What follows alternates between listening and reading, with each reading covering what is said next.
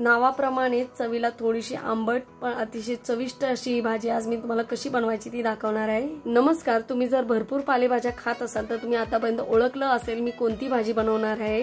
हो, अगदी तुम्ही बरोबर ओळखलेलं आहे। मी आंबट चुक्याची गरगटी भाजी बनवणार आहे।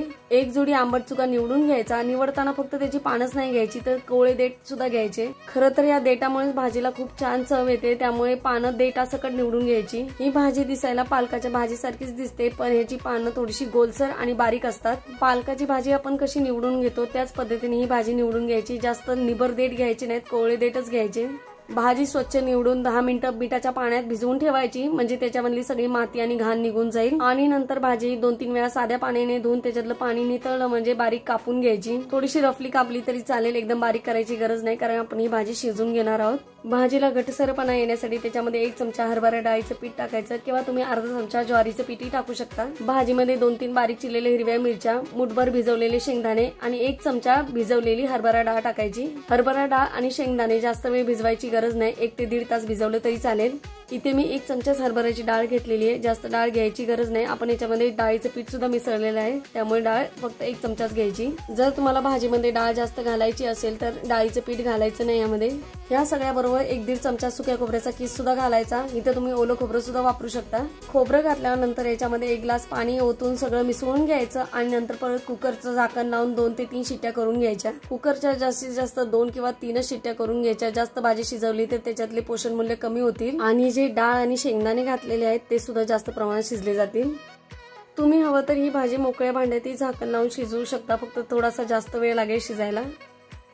तर भाज्याप्रमाणेच आंबट चुक्याची सुद्धा कांदा, हिरवी मिरची, शेंगदाण्याचं कूट घालून केलेली सुकी भाजी खूप छान लागते। कुकरच्या 3 शिट्या झालेल्या आहेत, त्याच्यातली वाफ निघेपर्यंत आपण याची फोडणीची तयारी करून घेऊया। एका वाटीमध्ये चवीपुरतं मीठ, 1 ते 1.5 चमचा काळा मसाला, 1 चमचा गूळ आणि अर्धा चमचा हळद पाणी टाकून मिसळून घ्यायचं। जर तुम्ही भाजी शिजवताना मीठ घातलं असेल तर यावेळी मीठ घालायचं नाही, पण आंबट चुक्याची भाजी बनवतोय जी चवीला आंबट असते त्याचा आंबटपणा थोडा कमी करण्यासाठी त्याच्यामध्ये 1 चमचा गूळ टाकायचा। गूळ स्किप करू नका, गुळामुळे भाजीला चव आणि रंग सुद्धा खूप छान येतो।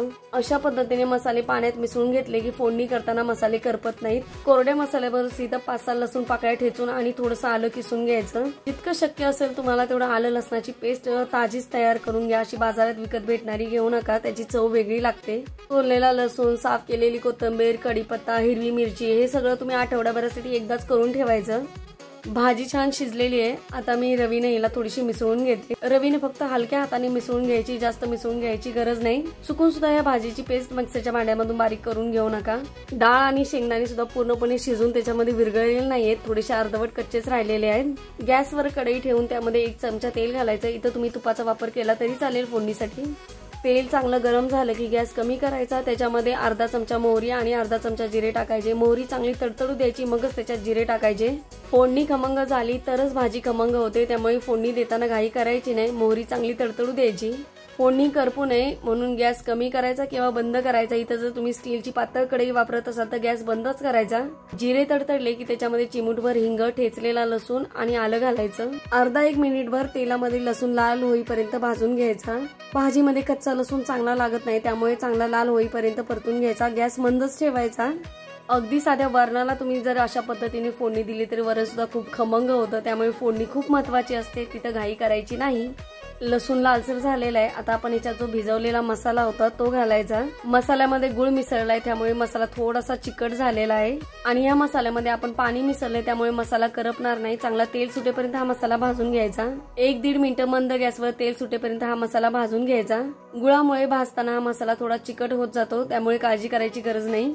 मसाला चांगला भाजून झालेला आहे, आता याच्यामध्ये जी आपली शिजवलेली भाजी होती ती घालायची।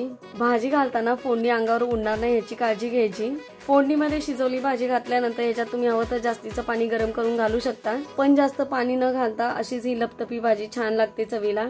तुम्ही हवं तर पालक डाळ आपण कशी बनवतो, डाळीमध्ये थोडासा पालक घालून त्या पद्धतीने डाळीमध्ये थोडासा ही भाजी घालून बनवू शकता। भाजी आपण अगोदर शिजवून घेतलेली आहे, त्यामुळे आता जास्त शिजवायची गरज नाही, फक्त 1 उकळी फुटू द्यायची, गॅस बंद करायचा, भाजी खाण्यासाठी तयार आहे। आंबट चुक्याची ही लपतपी भाजी भाकरीबरोबर, चपातीबरोबर छान लागतेच, पण भाताबरोबर अप्रतिम लागते। फक्त जेवताना या भाजीमध्ये थोडीशी तुपाची धार घालायची तूप पूर्णपणे ऑप्शनल आहे, पण भाताबरोबर ही भाजी खाताना तुपामुळे खूप छान चव येते। तुम्ही जर तिखट झणझणीत भाजी खाणाऱ्यातले असाल आणि गोड जास्त आवडत नसेल तर ही भाजी तुमच्यासाठी नाही, कारण या भाजीमध्ये आंबटपणा थोडा कमी करण्यासाठी आपण गुळ घातलेला आहे, त्यामुळे भाजी थोडीशी गोडसर होते।